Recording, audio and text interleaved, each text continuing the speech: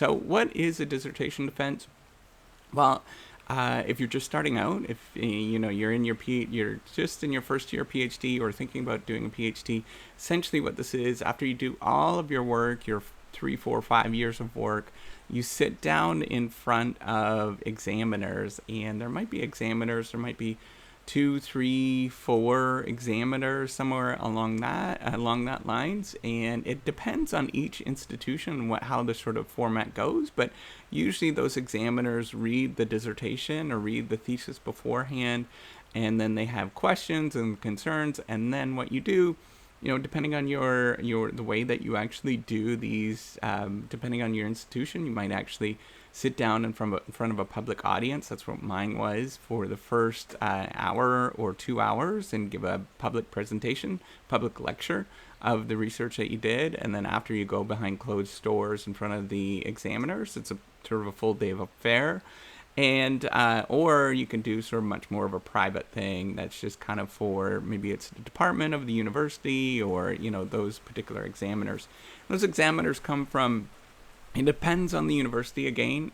Usually a lot of places like to have a little bit of some inside people and some outside people. So people that are within the department as well as your chair, and then maybe one person from outside of the department and sort of as a university representative, and then one person that's outside the university altogether. And what they're trying to do is trying to make it sort of fair and objective as possible. And sometimes you might actually get one from another completely different department altogether, a different area, to sort of sit in and give you feedback, right? So it's usually some sort of panel of experts that sort of evaluate your work, and they just ask you questions about your work, of what you actually did. Now, from what does a dissertation defense feel like, or what's it actually like? So everybody that actually deals with a dissertation defense, that is a PhD candidate that's going through that, they're stressed out. It's a very, very stressful time in your life, because you're being evaluated from this thing that you kind of just went out and did on your own. And here's these experts, these really smart people that are asking you all sorts of questions, and they're kind of in the role of an examiner, right? So you're kind of being judged on your performance and what you actually did. And really, so from the PhD candidate perspective, so I've been fortunate to sort of serve on both sides. From the PhD candidate perspective, it's awful. You're super stressed, and it's just like really nerve-wracking. But from the sort of evaluator side or the examiner side, it's really stressful too, because you have to sort of ask questions, or sort of there's the expectation that you have to ask questions to sort of figure out what's going on. But then there's also sort of these moments of clarity where you're like, we really need to clarify what's going on, because that particular person's going to go out and represent the university, or represent, the greater college, right? So the college being everybody that is in your particular field. It's raining here in Florida. It's getting louder. Well, try to speak a little bit louder and get closer to the screen. But so basically what you're trying to do is trying to make things as clear as possible without, and all the examiners are well aware of the sort of stressfulness of this and how crazy it makes you feel. So there's kind of like this fine line of like, okay, we can sit here and crush you, or we can sort of try to help you out and dig down into these particular things. And depending on your personality, some people are much more on one side compared to the other, right? Examiners are just like people. They are people, and they have all sorts of personality traits, and you can go one side or the other, or, one thing is just trying to be a developmental, and you're really just thinking about the other person. And sometimes you hold back some questions that you might have, sometimes you give more questions that you like, depending on what's going on, and how much clarity you actually need going forward.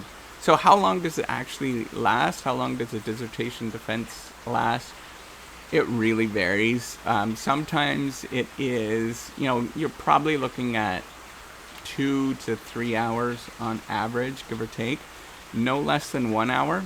That's going to be ridiculous if it's less than 1 hour. and it's probably not going to be more than 5 hours. It just really depends on when all of the questions are done and how exhausted everybody is.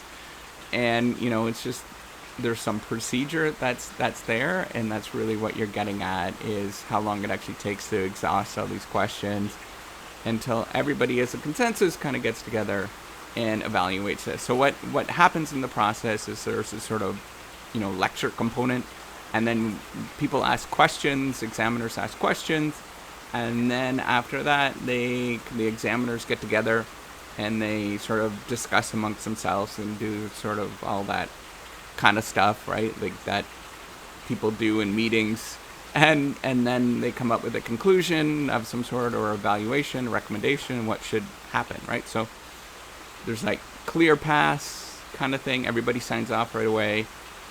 There is a pass, sort of conditional pass, where you need to do a little bit of work, and then there is a fail, which just nothing makes sense, and it's that it requires so much work that's not even doable, or maybe it's not original work, or something that is really catastrophic that's going on behind the scenes, or something like that. And it varies on institutions and where that is and where it sort of situates. But in general, once you put in all that work, and what ends up happening is your advisors usually vet the work along the way, so they're giving you advice and sort of helping you out.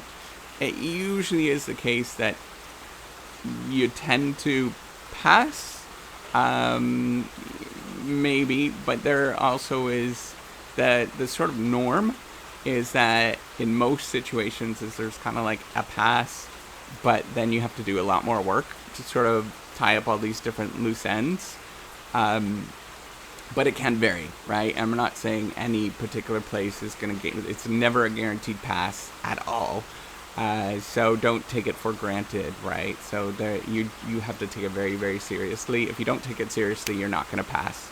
It's just because you've actually put in the work and the effort, and you've worked with your advisors, and you've done all that stuff. If you've taken it seriously, then you have, just like anything, at that point you're just good at studying and doing work and all that kind of stuff, that you should be able to pass that particular segment of the dissertation.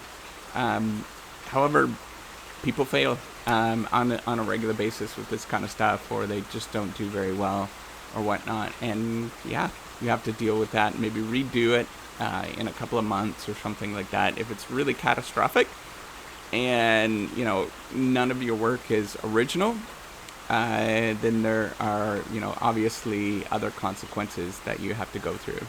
So an original being like you plagiarized a vast proportion of it or something like that, something major, right? It has to be major to sort of go in the most extreme cases. So there's a blend, is what I'm getting at. There's a blend of outcomes that you can actually get from clear pass to clear fail and kick you out of the program kind of thing. And there's anything in between. That's generally what happens, right? And it's kind of this discussion that happens that people evaluate, and that's kind of the norm at most universities. Now, what are some sort of dissertation defense tips that you can get? So the best thing that you could possibly do is just practice rehearsing your presentation so many times that you're just almost ready to vomit. Go through, and if you think that 5 is enough, you should be doing 10 times that you've actually gone through this dissertation presentation, and it probably should be even more than that, till the point that you just know everything off by heart, that you could just it becomes very painfully obvious and very, very clear. And what that does, it just increases your clarity, and then there's moments where you're like, I shouldn't say that, I should say this. And it's you should be able to navigate some of these issues, and it shows when people don't do that. Everybody is pretty well aware of that you actually didn't put a lot of effort into that particular thing, if that's the case. So the other thing that you should do is read up on the latest literature. Maybe you sort of completed your dissertation a while ago. You should sit down and read up on some of the latest research in that area. and just spend a couple of days reading some of that literature and getting reacquainted, so you can actually have a little bit of a conversation of the most recent work. Then you want to read your thesis several times over, more than once for sure. Depending how long it is, some of them are really long and painful, or some of them are short. If they're short, then yeah, you should be reading 10 times. If it's long, just make sure that you've read it a couple of times through, and you could just demonstrate mastery of what you're trying to do. The fourth thing that I'd recommend is create a list of questions that they could possibly ask. Now, it depends on your field and what you're doing and all that kind of stuff, so just make sure that you have some sort of pre-planned questions. But some of them are really obvious that are going to be universal across most fields, right? So what is your research question, for example? Why is that particular research question important? What are you trying to solve in the literature? Why did you choose this particular measure over another one? Why did you choose this mathematical equation over this other one? Where did this derivation come from? Things like that. And you can have a list of questions and you can answer those. That's going to come a long ways, and it's going to make your life a lot more easier throughout the dissertation defense.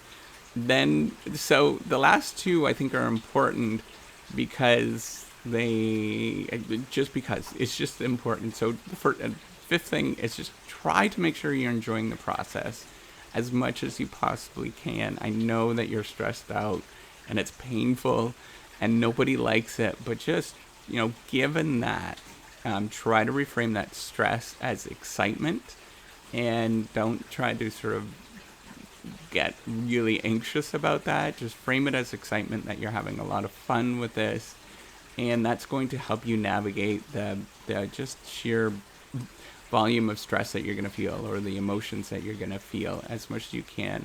And then the last thing is really make sure that you have a plan for when you're done that dissertation defense, right? So have dinner plans of that you're going to either go celebrate or go have a drink or have a party, and just sort of vet just maybe you have plan B or plan A, right? Like one of them being you passed and then you're going to have a party, and then another one is you didn't pass and you have a lot of work to do, which is normal. Don't worry about that. And you have a lot of work to do. Well, then you need to sort of drink your sorrows away again, right? So you just have to, or whatever. I'm not condoning that in any sort of way, but just know what I'm talking about.